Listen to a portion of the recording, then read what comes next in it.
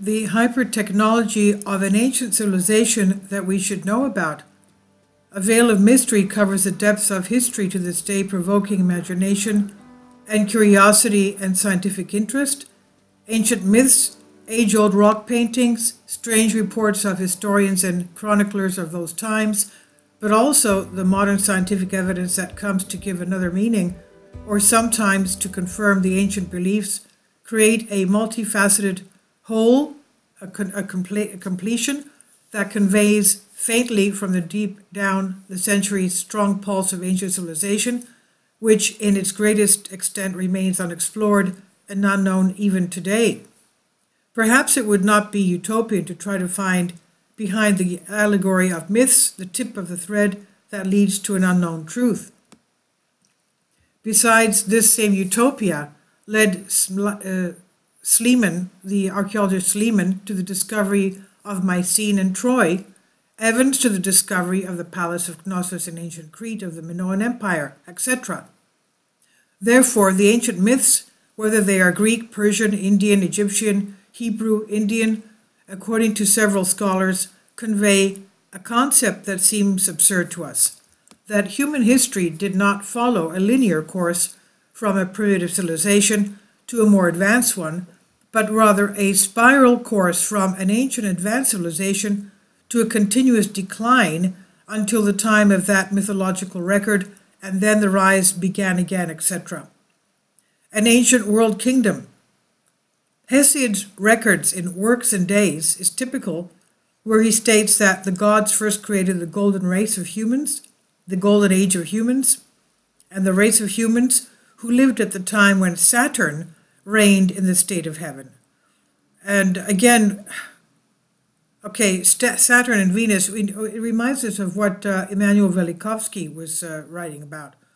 So the golden race of humans who lived in the time when Saturn reigned in the state of heaven, in the skies. This race was the wisest and most advanced of all, while the next races followed in a continuous decline, reaching the lowest, that is, the Iron Age. And here we have the perception of the reverse course of human civilization, but also a reference to some ancient advanced civilization. In the state of heaven, Uranus, that is in the skies, Uranus, according to the ancient Greek tradition, was the first king who created a world state. Eumerus, the Messenian, mentions that Uranus is brought as the first of kings, while Apollodorus mentions that he was the first to conquer the world. We have a similar record from the ancient Chinese tradition, where according to the ancient text I Ching, the first king was Chang Ti, which translates as the Sky King. The first king was Chang Ti. It translates in Chinese as the Sky King. So according to I Ching, during his reign, laws of utility and justice were established. There was no place on earth that did not belong to the king King Uranus. Similar references were also found in ancient Indian texts, Raghuvansa and Ramayana, where there is talk of an ancient kingdom founded by Manu, the first of kings, and in which an advanced civilization may have developed. The ancient Indian text Popol Vuh mentions the existence during ancient years of a global civilization, while it also talks about the colonization of America by the white soldiers of the king Ilataki. These similar or identical ancient records, which come from peoples living in extremely distant regions, cannot help but at least make us suspect that at that time there was a state that had conquered the world, or at least most of the planet, creating an advanced culture. This culture remained in the memory of people even after its destruction, probably by some world war and by a great flood, events that are recorded again in the texts of ancient peoples, and its glory was so great that the protagonists are taking on, over the century, the dimensions of gods and the events that led him to take on the dimensions of a myth by word of mouth. The reason for the deification of these persons can be easily perceived by a reader of the ancient texts, since many chroniclers Historians and writers of that time speak of the gods and describe the incidents of their lives as if they were historical persons and historical events and facts. Unfortunately, no detailed record of the history of that ancient civilization has reached our hands. One of the reasons is the disappearance of the vast majority of ancient records, with the burning of the libraries of Alexandria and Constantinople, etc., which deprive us of the valuable treasure of knowledge. It's worth remembering that the Library of Constantinople, which is today Istanbul, was burning for a whole week. This information alone makes us shudder when we consider the number and extent of written monuments that disappeared in that fire. Nevertheless, some sporadic references have reached today, which in combination with various paradoxical archaeological findings and various findings of scientific research can faintly convey to us the pulse of that culture. The aim of this article is not to represent the history of that time, but to convey a part, as far as limited space will allow, of the multitude of elements which remain unexplained or at least incompletely interpreted by conventional history, and if they do not prove, at least create the suspicion of the existence of a civilization, perhaps more advanced and sophisticated than ours. Indications of a high advanced technology. It's natural that the history of civilization that's estimated to have existed 10,000 years before the birth of Christ and disappeared from a cosmogenic catastrophe was wrapped in the mist and glamour of myth, which is also the most important indication of its existence. The generations that lived in the years following the destruction were divided into the peoples of priesthood, who possessed the ancestral knowledge along with some of the remnants of the ancient technology, and the great mass of the common people. The memories they preserved from their prime years, surrounded them with the protective coverings of mythology. Mythology abounds with references to the awesome weapons of their gods, to their flying chariots, to automatic machines and war monsters, and the magical powers, quote-unquote, that built enormous edifices or tore down invincible walls, to the travel to the skies and the stars. Surely all this may be a figment of the imagination. However, this fantasy is similar, almost identical, in various peoples, and since there are archaeological finds that cannot be adequately explained if they are not considered as an illustration of the reality hidden by the myths, since there are historical markers that hint at the use, adaptation, at various critical periods of technological unconventional to the data of the time, and since modern researchers based on ancient testimonies construct things that until now were considered objects found only in myths. Therefore, it's natural to suspect that mere imagination is not a satisfactory and sufficient explanation. Ancient myths and texts are full of references to flying vehicles being used for various purposes. No matter how many of them we list, we cannot fail to have left a significant crowd out, but it's worth conveying some characteristic cases where a suspicious researcher can distinguish many things behind the allegory. A typical example is the myth of Triptolemus with the goddess Demeter. It's a myth of the Eleusinian mysteries, according to which the goddess Demeter, after wandering in her fiery flying chariot, which was driven by winged dragons, landed on a smooth stone in Eleusis of just around Piraeus of Greece, south of Athens. Then she delivered this same winged chariot to one of the four kings of Eleusis, Triptolemus, who flew away and was absent for many years in order to teach other people the art of sowing wheat and reaping the fields. The toponym of the area, Eleusis, is scandalously similar to the word Eleusis, which means arrival in Greek. Eleusi, meaning arrival or landing, which could well indicate the arrival of the goddess Demeter with her flying chariot. In addition, the cultural work that Triptolemus undertook to carry out with the means provided to him by the goddess is also recorded in the mythologies of other people. We characteristically convey from Will Durant's book, The History and Culture of China, the testimony of Chinese tradition. Quote, before the heavenly kings came, People in China lived like animals. They covered themselves with animal skins, fed on raw meat, and did not know their father. When Fu He came, with the help of a very educated queen, he taught the people about marriage, music, letters, and painting. He also taught them to fish with nets and to cultivate the silkworm. After Fu He's death, his work was continued by Sheng Mug. He invented the plow, agriculture, trade, medical science, and how to cure people with herbs, end quote. We have depictions of the chariot with the winged dragons on a number of ancient vessels. We also find such a chariot in Euripides' tragedy Medea, on which the tragic child killer departs at the end of the play. This kind of dictatorial intervention arouses curiosity, since their theatrical performance was particularly difficult for the time and would certainly cause many problems.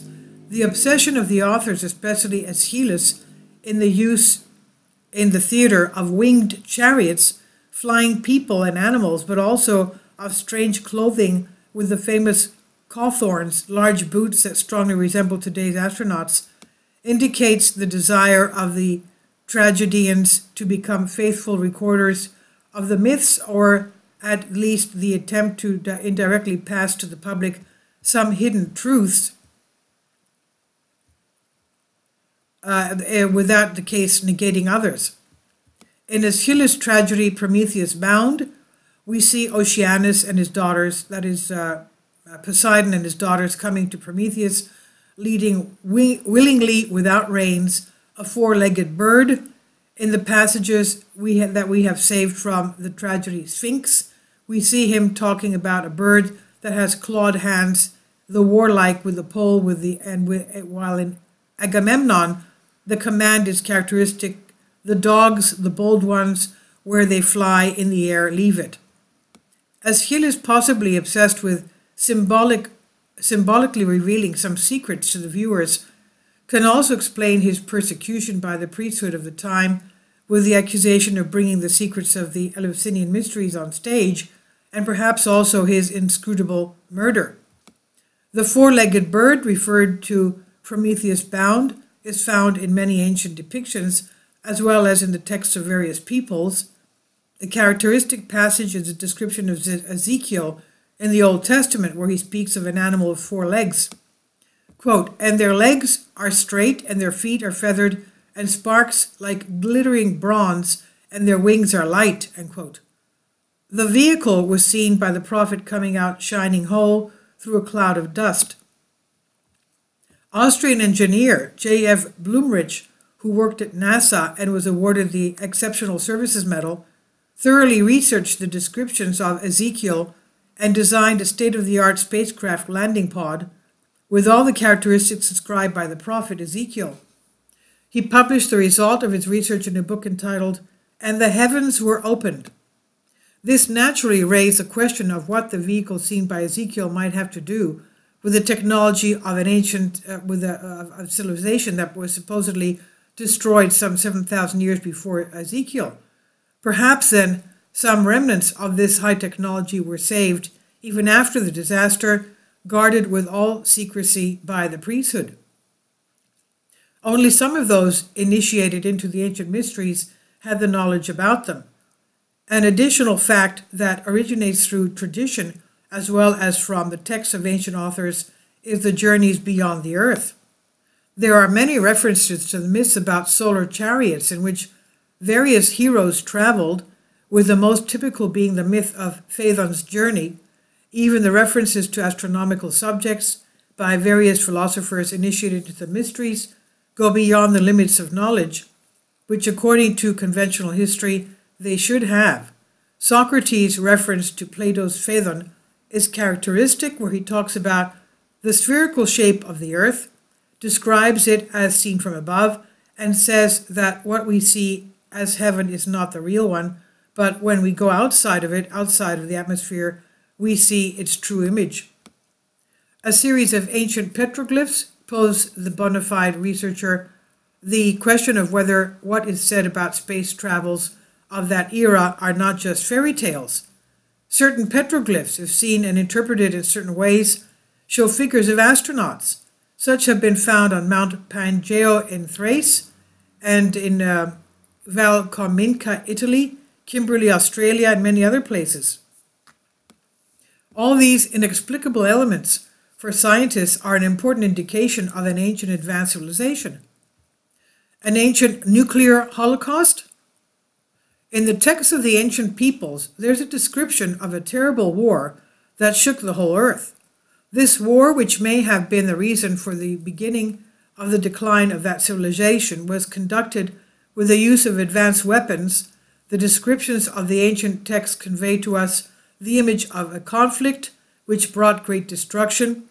An age-old conflict most likely resulted in a nuclear holocaust. It seems extreme, but reading the descriptions of the ancient traditions, one can't help but think of such a possibility. The reference to a projectile which contained within itself the power of the universe, to a white light flash, and an unprecedented fire that poured everywhere, to a deadly dust that covered those who were saved from the destruction, can hardly be let go unnoticed. It's worth conveying the text of the people, in which, among other things, the reader can distinguish the great similarities that exist and draw his own conclusions. From Hesiod's Theogony, where that terrible war between the gods and the Titans is described, we transfer the following characteristic passage. Quote, "The earth and the vast sea boiled, and the Titans were enveloped in a hot breath. And as the flame rose into the sky, brave as they were, the Titans were blinded. They were blinded by the white light from the lightning flash. Heat, unprecedented fire poured everywhere, and what the eyes saw, and what the ears heard, it was as if heaven and earth had joined together." A researcher could call this list to suspect that the thunderbolt of Jupiter, which was the weapon that gave the Titano-Machi victory to the gods, the War of the Titans victory to the gods, was in fact nothing different from today's nuclear bomb. Even more characteristic is the description found in the Indian text Popol Vuh. Quote, "An iron bolt of lightning fell from the sky to the earth. The corpses of men of the tribes of the Vrishnas and the Agikas became unrecognizable.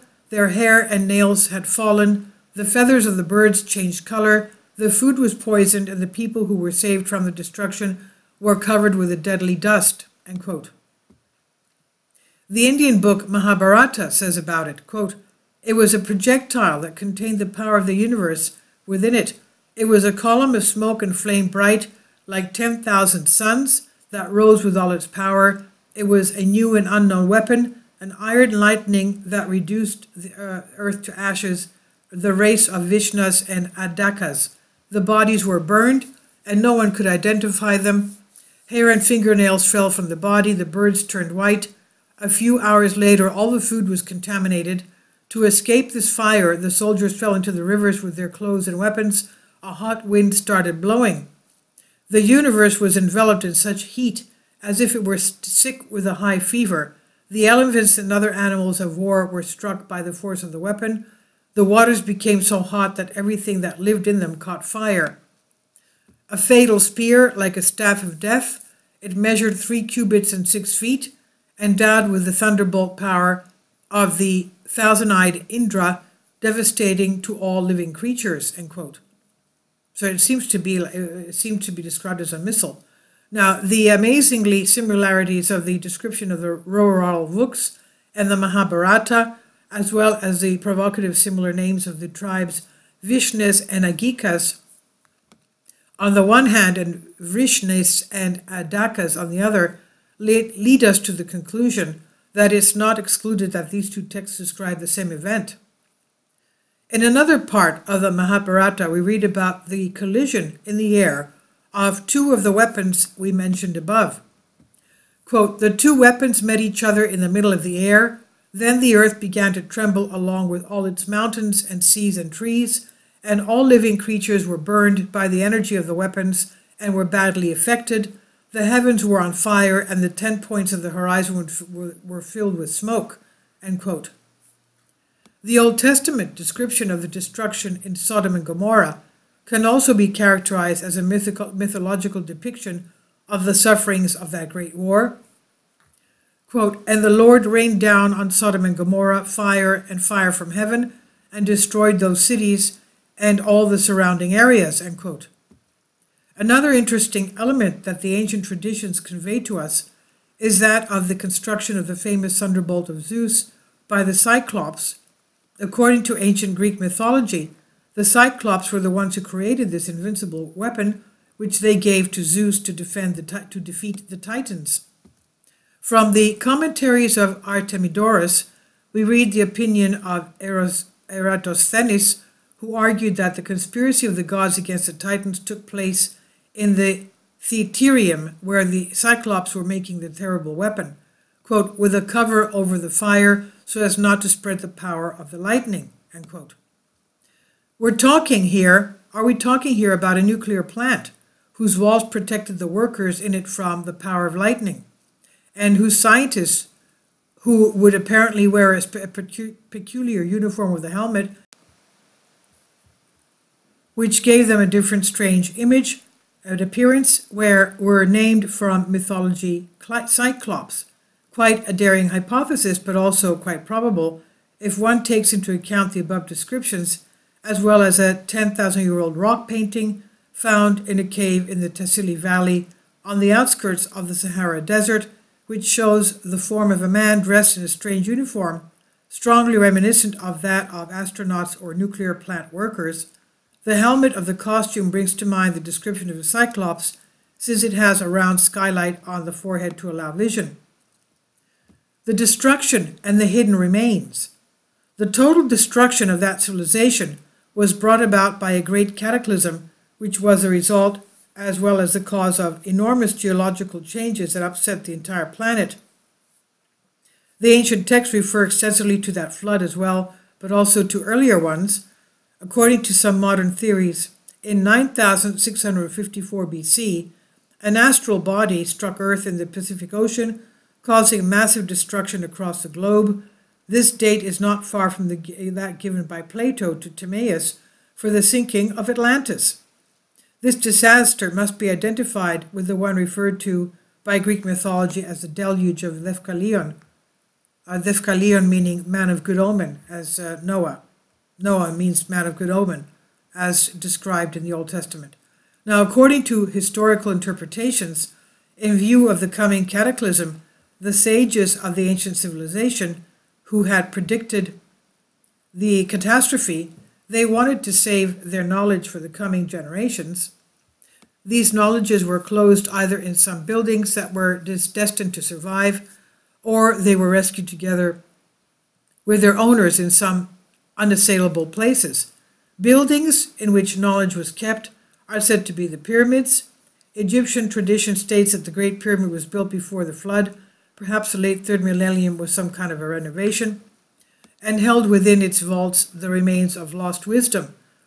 A manuscript by the ancient Egyptian historian Mashudi, located in the library of University of Oxford, states the following, quote, "Surid, who reigned in Egypt before the flood, built the 2 great pyramids, and he ordered his priests to deposit in them all the knowledge and wisdom of his time, as well as the written texts of arithmetic and geometry for the benefit of posterity to study and learn from them. In the Eastern Pyramid were recorded the celestial spheres, the shapes of the stars and planets, and their positions and their cycles, as well as the history of the past." End quote. Edgar Cayce, in his works History of the Origin of Destiny and Destiny of Man and Atlantis, mentions that the architect of the Great Pyramid was Hermes, Hermes Trismegistus, that is Thoth the Atlantean. While for the Sphinx, he mentions that it was built around the 10th millennium before Christ. The construction of the Great Pyramid by Hermes Trismegistus, that is Thoth the Atlantean, in order to keep scientific knowledge there, is also supported by the Arab historian Ibn Balushi. According to the tradition, the Sphinx hid the solution to some great riddle. On March 22, 1993, at exactly 11:05 a.m., a mini-robot by German engineer Dr. Rudolf Gattenbrink discovered inside the Cheops Pyramid at the end of a 59.84-meter corridor, sealed by archaeologists, a secret door. The distance from the point of this door to the outside of the pyramid is 17 meters. The German engineer, as well as a number of archaeologists, believed that behind it is a room that contains something important. After this historic discovery, German archaeologists were stripped of their work permits, thus interrupting the research at the most critical point and provoking the reactions of themselves and many research organizations. On the website of Ancient Astronaut Society, we read about the existence of a tape with the lecture given 55 years ago by the archaeologists Sir Flindrew Petrie and John Kinnanen, in which is the announcement of the discovery of the secret chamber. Today, 5 years after the discovery of Dr. Rudolf Gedenbrink, and since the royal chamber from which the corridor begins has remained sealed since at least the middle of November, as Eric van Daniken complained in the website, the Egyptian authorities announced that an attempt will be made to open the mysterious door. The German newspaper Die Welt, on one of its pages, on January 29, 1998, reports that by mid-March, archaeologists believed that they would have access to the secret chamber. However, this was not done. All we have to do is wait for the results, hoping that there won't be another strange postponement. For a multitude of historical testimonies, we come to the conclusion that the remnants of ancient scientific knowledge that survived after the flood were well hidden within the priesthood by the priests and the initiates of the ancient mysteries. The reasons why they did not want it to be known to the general public can be many, the main one perhaps being the attempt to avoid a nuclear holocaust in the future like the one in the past. According to this theory, at certain times in history, when the criticality of circumstances deemed it necessary, some of the advanced weapons of the past were used to help bring about a positive outcome to various events. Such a characteristic example is that of the Battle of Salamis, where the priests visited Themistocles, the admiral of the Greek navy, convinced him that the naval battle with the Persians had to take place in the waters of Salamis in front of the Thriasian field, where the temples of Eleusis mysteries were located.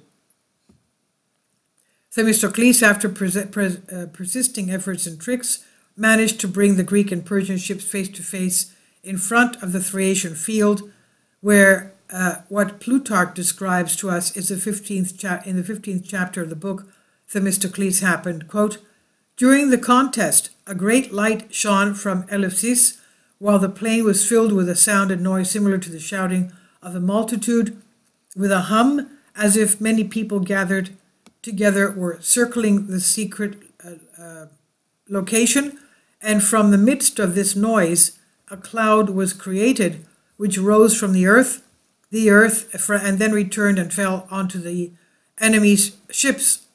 End quote. What else could Plutarch be describing here? Is it possible that he's talking about a missile launch that hit the Persian ships?